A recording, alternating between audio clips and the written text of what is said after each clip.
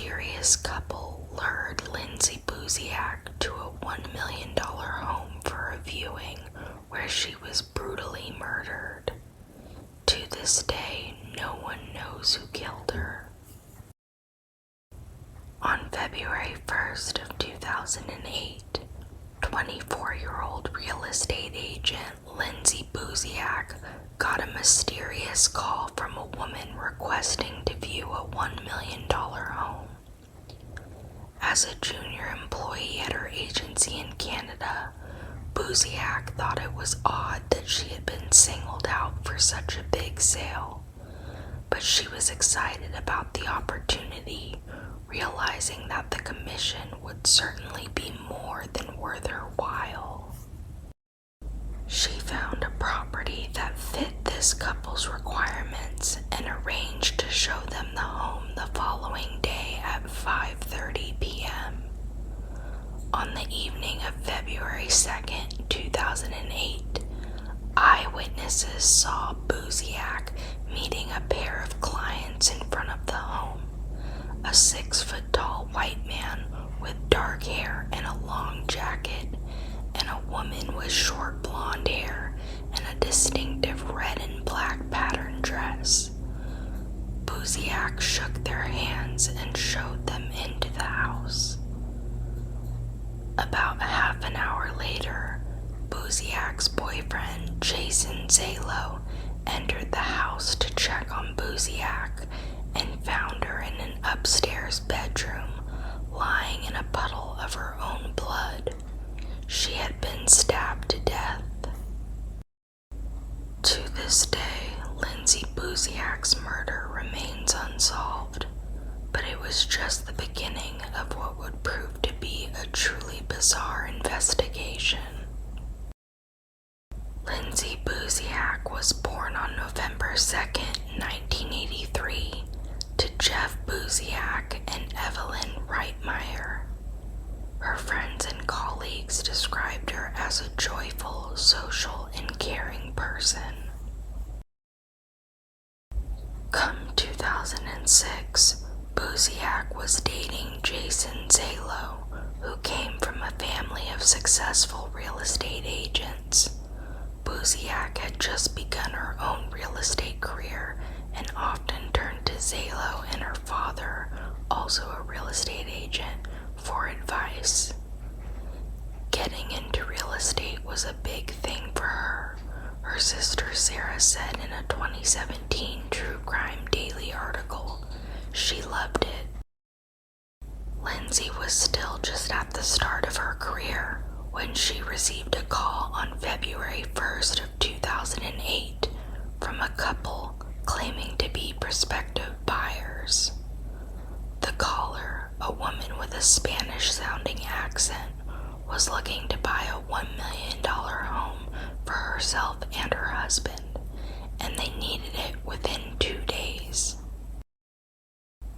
Wondering why the couple had singled out an early career real estate agent, Buziak asked the caller who had referred her.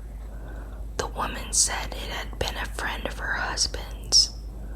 Buziak agreed to meet with the couple the following evening and show them a potential home in Gordon Head, Victoria. It seemed too good to be true, and Buziak was a bit suspicious of the couple. Still, this was the exact type of scenario any up-and-coming agent would dream of falling on their desk. To set Buziak's mind at ease, Zalo assured her that he would wait outside in his car during the tour, far enough away that the couple wouldn't notice his presence. Zalo, a 6'3" former semi-pro hockey player, was, Buziak figured, as good as a person as any to stand by in case something went awry. Unfortunately, he wasn't standing close enough. At 5:30 p.m. on February 2nd of 2008, Buziak arrived at 1702 De Souza, the home she had found for the mysterious couple. Zalo was running a few minutes late that day, just wrapped up a meeting at an auto shop where he picked up a colleague with whom he had planned to play hockey later that evening. Text messages between Zalo and Buziak show that he had alerted her to his tardiness and that he also struggled to find the house. The property was so new that it reportedly didn't even show up on Zalo's GPS.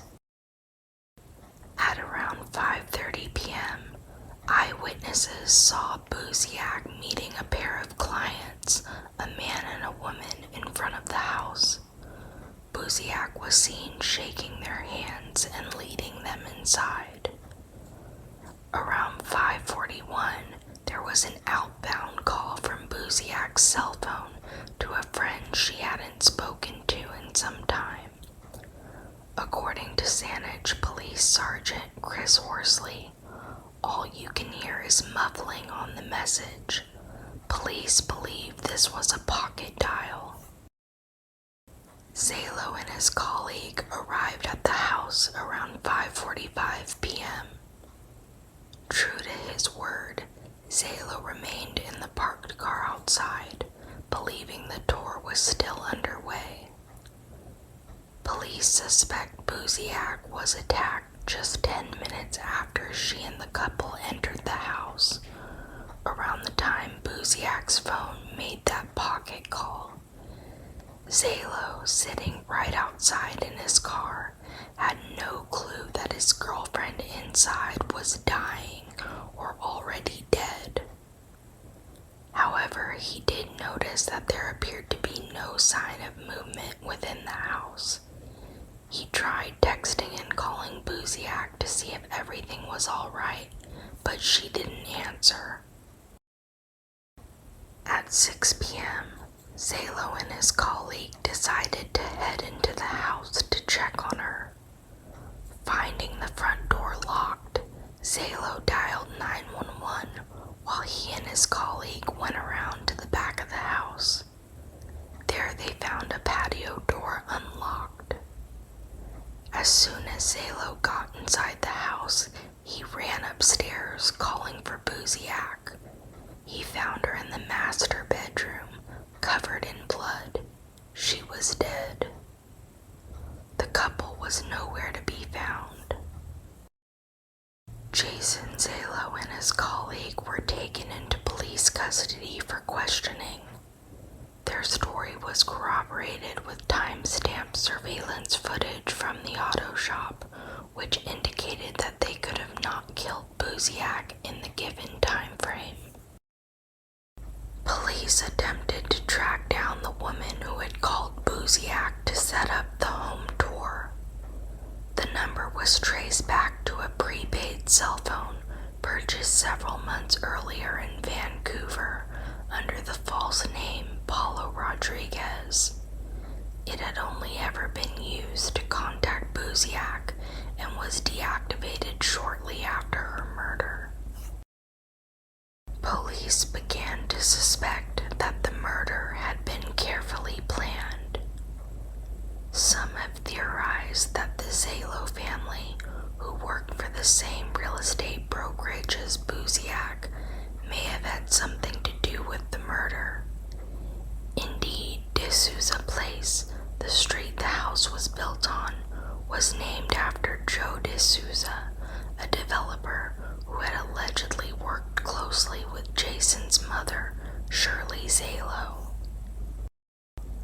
Lindsay's father, Jeff Buziak, has described Shirley's presence as overbearing and controlling.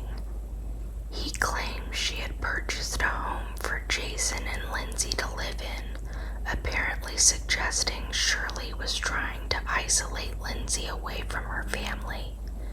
However, Lindsay's sister and mother refuted these claims, and Shirley herself explained that while Jason and Lindsay had access to the house, it was intended as a family summer home. As Capital Daily reported in 2023, the police made a statement that no member of the Zalo family is considered a person of interest or a suspect in this investigation. investigation. The police have also hypothesized that Lindsay Buziak may have been killed by members of a drug cartel. In December of 2007, Buziak had traveled to Calgary to visit her father. Just a few weeks later, police raided a Calgary house in what would become the largest cocaine bust in the city's history.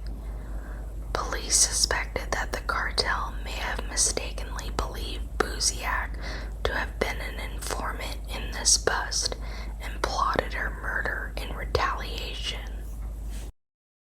Strangely, shortly after she got home from Calgary, Buziak had attempted to get in touch with an acquaintance whose relative just so happened to be involved in the drug operation. While police don't know why Buziak called this individual, they've never found evidence that she had anything to do with the drug operation or the 2008 bust. The trail went cold. To make matters worse, the case has been further complicated by a slew of misinformation, much of which allegedly came from Lindsay Buziak's own father. In January 2023, Capital Daily released a lengthy, detailed report with previously unreleased information in the Lindsay Buziak case. Not only did the report go into the specifics of the ongoing investigation into Buziak's murder, it also identified a major problem with the case: misinformation. True crime is undoubtedly a popular genre in the online sphere, but that popularity can sometimes be detrimental. For every true crime podcast that helps solve a murder, there are countless online reports that get basic details wrong. However, in the case of Lindsay Buziak, much of the misinformation being circulated by social media users and major media platforms alike seemed to stem from her own father. After Lindsay died, Jeff Buziak launched the site LindsayBuziakMurder.com in order to track the details of his daughter's murder and find new evidence. But in doing so, he also made a number of unsubstantiated claims. In one blog post, he insisted that Lindsay had written him a letter before she died, confiding in him that she quote-unquote saw something she shouldn't have. But Jeff reportedly never turned this letter over to the police, and later seemingly confessed in an email that the letter was faux. Many of the blog posts also painted the Zalo family as suspicious. It got to the point where in 2022, Jason's mother, Shirley Zalo, sued Jeff and two associates for defamation, claiming they had published posts accusing her of murder. You shouldn't be able to just throw people's names out there and call them, murderers and all the awful things that they've said with no knowledge or with no proof, Jason Zalo said in 2023 in response to the allegations against his family. Lindsay's mother and Jeff's ex-wife, Evelyn Reitmeyer, has likewise cast doubt on several of Jeff's claims, while expressing her disgust with the speculation surrounding her daughter's case. The internet speculation, the sensationalization, the misinformation, and the defamation linked to Lindsay's passing are also negative, while Lindsay herself was such a bright light of positivity and joy, she said. It's also unnecessary and has made an horrific situation even worse. I am hopeful that one day soon justice will be served, which will put an end to it all. In 2021, police announced that advancements in DNA technology had given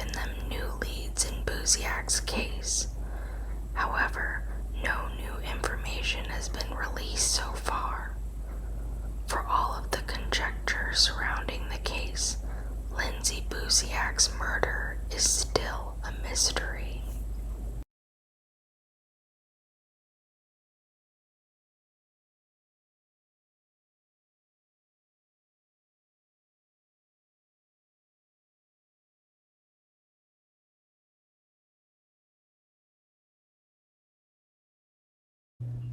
On the surface, Phil and Brynn Hartman seemed to live a charmed Hollywood life. The couple owned a $1.4 million home in Encino, California, where they live with their 2 young children. Phil was one of the most beloved comedians of the day, known for his work in SNL and The Simpsons, and to those who knew them, the couple seemed very much in love. But behind the scenes, things weren't so perfect. Brynn had struggled with drug addiction for years. Her substance abuse had long been a point of tension for the couple, sometimes leading to explosive fights, and in 1998, that tension reached a boiling point. In the early morning hours of May 28, 1998, Brynn Hartman shot and killed Phil Hartman while the comedian was sleeping. Then she crawled into bed next to him and shot herself too. As police would soon discover, Brynn, who was 40, was on the antidepressant Zoloft. She had been drinking and using cocaine that night, and many believe it was her drug use that ultimately triggered the tragic murder-suicide that made national headlines.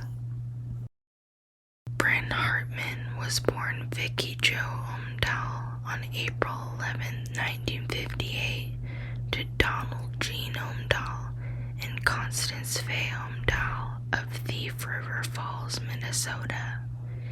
She had a brother and 2 sisters.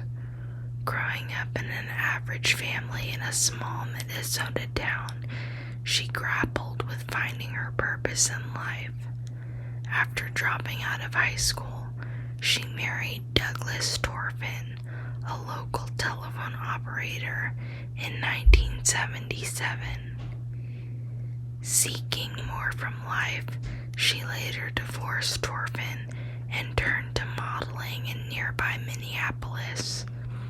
She ventured into acting and soon relocated to Hollywood, California, where she changed her name to Brendan and later to Brynn. In 1986, while working as a Catalina swimsuit model, she met Phil Hartman on a blind date, and the 2 fell madly in love. Phil, a charismatic comedian and actor, was steadily climbing the Hollywood ranks. That year, he was offered the chance to be a cast member on Saturday Night Live, and the couple moved to New York together. In 1987, 1 year after he joined SNL, the couple were married, making Phil's 3rd marriage and Brynn's 2nd. Brynn soon became pregnant with the couple's first child, a boy whom they named Sean, born in 1988. They had a baby girl, Bergen, in 1992. Brynn's brother, Greg Omdahl, spoke to ABC News about his sister's great love for her children. When I watched the old home videos of Brynn and Phil and their kids, it really brought home what loving parents they were, Omdahl said, and what a great mother she was. A close friend of the Hartmans, Joel Diamond, observed the same, saying, "Brynn was the greatest mom. She was wonderful." While Phil was working, Brynn stayed home to care for the children, but she hadn't let go of her dreams of becoming an actress. She attended acting lessons lessons and had multiple cosmetic surgeries trying to enhance her appearance. Still, she struggled to secure any significant acting roles, landing only a couple of small parts in the show Third Rock from the Sun and the movie North. Over time, Brynn became more and more dissatisfied with the lack of recognition she was getting. Meanwhile, Phil's career was taking off. The talented Canadian-born actor was celebrated for his impressions of figures like Bill Clinton and Frank Sinatra on Saturday Night Live, his voice acting work on The Simpsons, and his role as anchor Bill McNeil on the NBC series News Radio. He was also landed roles in films like Greedy and Sergeant Bilko. In 1994, the couple moved into a $1.4 million home in Encino, California. The next year, Phil began work on News Radio. As Phil became a successful Hollywood star, Brynn felt increasingly jealous. She often took her frustrations out on her husband, starting bitter arguments that would sometimes go late into the night. The fights occasionally escalated into physical violence, with Brynn reportedly kicking, hitting, and throwing things at Phil. He wasn't home nearly as much as she wanted him to be to take care of the kids and to be with her. Biographer Mike Thomas told ABC News, Brynn was resenting him more and more because of that. A recovering cocaine addict and alcoholic, Brynn began using alcohol and drugs again to cope with her struggles after nearly a decade of sobriety. During this time, she underwent multiple stints in rehabilitation centers to overcome her drug dependence. She also reportedly bought several handguns and placed them throughout the home, worried about the possibility of crazed fans and celebrity stalkers. Despite the growing tension in the Hartmans' relationship, the couple was good at hiding their troubles from the outside world. They always seemed happy, bartender Todd Red told People. The Hartmans had celebrated Brynn's 40th birthday at the restaurant where he worked. They always held hands and laughed and seemed like they were having a good time.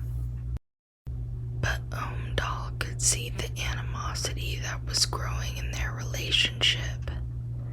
Phil was getting a lot of attention and Brynn wasn't getting any attention, he said. She just wanted to be more part of the spotlight than she was. Brynn and Phil tried to work through their marital problems by going to couples therapy. For a while, it really did seem like things were getting better. They had seen a counselor, and both of them said that really helped and that they were trying to improve for their spouse. Omdahl said, I mean, they cared that much about each other. By May of 1998, Brynn Hartman had started using cocaine again, despite the fact that she was already taking Zoloft, which, when mixed with drugs and alcohol, can reportedly lead to violent outbursts. Her behavior became increasingly erratic, so much so that the Hartmans' housekeeper quit in mid-May.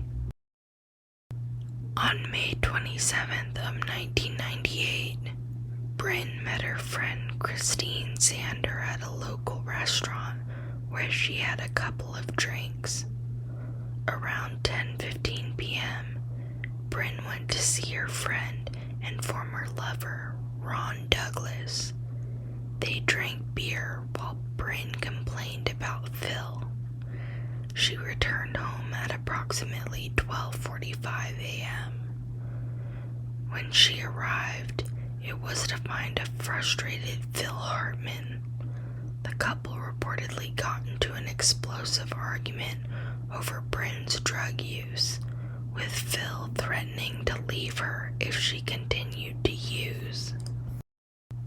At some point during the heated encounter, Phil went to bed, something he often did to de-escalate their fights and give Brynn a chance to calm down. This time, however, things would play out differently. Just before 3 a.m., Brynn Hartman crept into the bedroom where Phil was sleeping, carrying a .38 caliber handgun. Then she shot her husband 3 times, between the eyes, in the throat, and in the chest. In a state of shock, Brynn quickly left the house and went back to Douglas's house, where she confessed to the killing.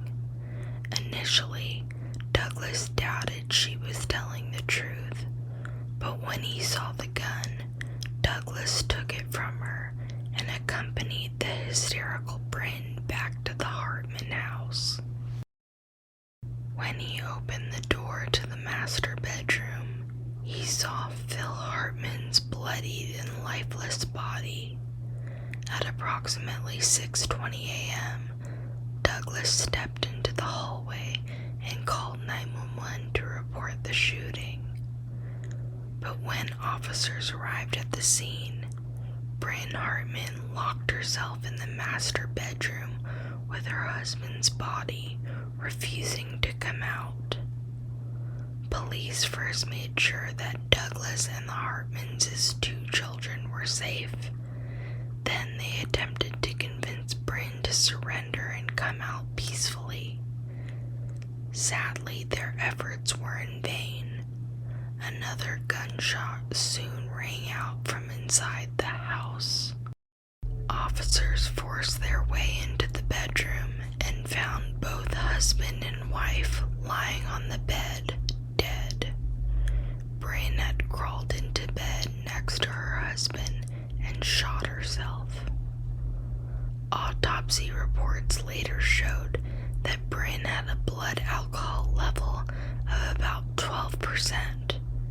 She also had traces of cocaine and antidepressants in her system. In the days following the Hartmans' tragic deaths, friends and fans were left puzzled by the unraveling of the 10-year marriage of one of Hollywood's most beloved celebrities. What could have caused such a violent end to what had once been a loving marriage? Brynn Hartman's motive for the murder-suicide is still unclear, as Brynn herself had told Douglas that night, "I killed Phil. I don't know why." Phil Hartman's attorney, Stephen Small, suggested in a CNN article that Brynn's issues with anger management might have played a role in the tragic event. She got attention by losing her temper, Small said. Phil said he had to restrain her at times. It's also possible that the combination of Zoloft, cocaine, and alcohol had caused Brynn to suffer behavioral changes and triggered the violent outburst. Indeed, after her death, Brynn's brother Gregory Omdahl filed a wrongful death suit against Pfizer and Brynn's psychiatrist, alleging that they didn't adequately warn her of Zoloft's potential side effects. The makers of the drug eventually settled the case out of court. The couple's 2 children, 9-year-old Sean and 6-year-old Virgin, were removed from the home and placed in the care twin sister and her husband in Wisconsin, as requested in the Hartmans' wills. Brynn and Phil Hartman were both cremated. Their ashes were scattered off Santa Catalina Island's Emerald Bay.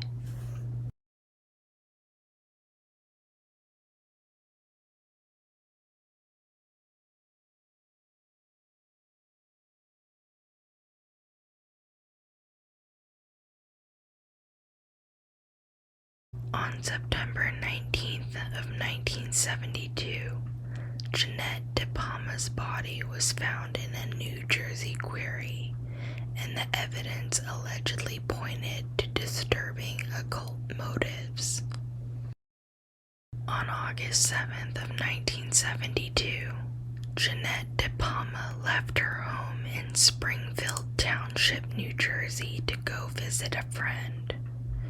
That would be the last time anyone would see her alive. Her body was subsequently found in a rock quarry after a dog brought home her decomposing arm. To this day, her death remains a mystery. The New Jersey Coroner's Office still has not classified it as a homicide, and there are some who believe that the case would have been solved a long time ago, but for the media sensationalizing the case and spreading the idea that she was murdered by Satanists. So, what really happened to Jeannette DEPALMA? Was she murdered by devil worshippers, or did a sad accident get swept into an early version of the Satanic Panic in the 1980s? Jeannette DEPALMA was born on August 3rd of 1956 and lived in an upper-middle-class life in the New Jersey suburb of Springfield Township. The DEPALMAs raised Jeannette and her siblings in a devout Christian household. They lived in a beautiful house on Clearview Road, where the Manhattan skyline was visible on a clear day, but far enough from the hustle and bustle of the Big Apple to make the crime rate nearly non-existent. 4 days before she disappeared, Jeannette DEPALMA celebrated her 16th birthday. The celebration was largely unremarkable, as the teenager was closely associated with her faith. As such, partying was off the table. But then on August 7th, Jeannette told her mother that she was taking the train to a friend's house.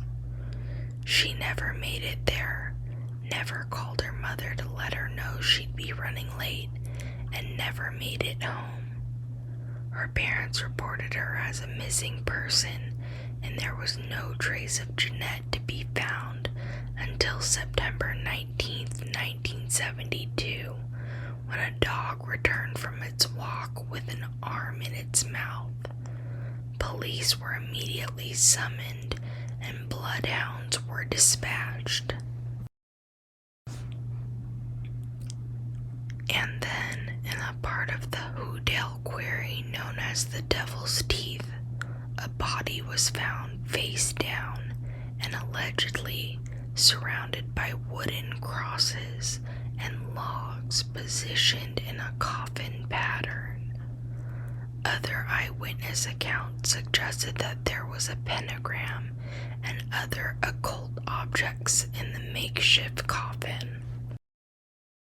The body was fully clothed and so badly decomposed that an initial cause of death could not be ascertained. In fact, it took dental records to definitively identify the body as that of Jeannette DEPALMA. But once investigators were sure that they found her remains, the media had a field day with the speculation. At the time of Jeannette DEPALMA's death, the infamous Satanic Panic of the 1980s was yet to come. But still, the publication of Anton LaVey's Satanic Bible, the popularity of the film Rosemary's Baby, the freshness of the Manson family murders in the collective cultural zeitgeist contributed to a growing belief in a sinister force from the underworld permeating American culture.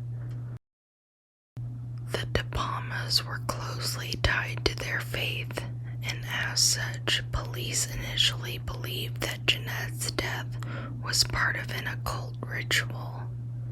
It didn't help that at the time, the nearby Watchung Reservation was an area commonly used by neo-pagans to practice their naturalistic faiths. Police were so convinced that there was a connection between the two that they even brought a witch in to investigate the case further. And the media ran with every bit of speculation surrounding the alleged satanic sacrifice of the pretty young teenager. While Union County authorities declined comment on the mysterious death of Jeannette DePalma, informed sources confirmed there is evidence to indicate the involvement of teenage satanic worshippers. Blared one article which added that books on the occult had to be kept under lock and key because they were stolen at such a high rate, as if to imply that the two were connected somehow. The New York Daily News was no better with their coverage either. On October 4th of 1972, the newspaper interviewed the Reverend James Tate, who insisted that the devil's disciples killed poor Jeannette when she tried to spread the good word about Jesus Christ.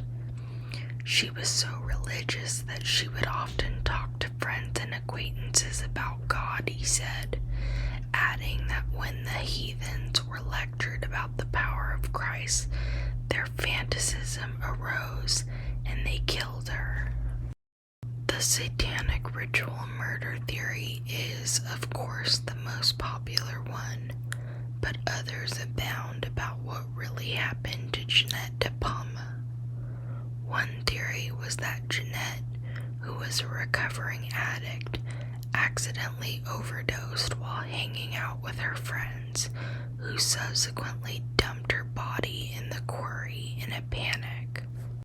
Another theory holds that Jeannette was the victim of a crime of opportunity, and that she may have been killed by the same man who killed Mary Ann Pryor and Lorraine Kelly, both of whom were found in heavily wooded areas, just like Jeannette DePalma.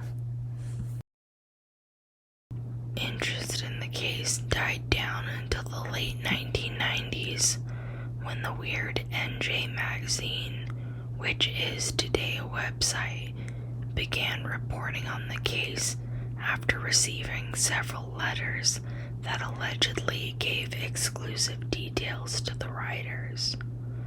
The editor, Mark Moran, subsequently teamed up with writer Jesse Bullock to write what is considered the definitive book of the subject, Death on the Devil's Teeth. In the book, Moran and Bullock reveal that their research led to several previously unknown suspects, evidence of a cover-up, and even connections to other previously unsolved murders. Most of the evidence about the Jeannette DePalma case, however, was allegedly destroyed in Hurricane Floyd. That didn't stop Moran and Bullock, and they continued to research the case. After Ed Salzano, who runs the Justice for Jeannette DePalma Facebook page, unsuccessfully sued the county to obtain DNA evidence in February of 2021, Moran and Bullock finally obtained the case case files from the Union County Prosecutor's Office under a Freedom of Information Act request.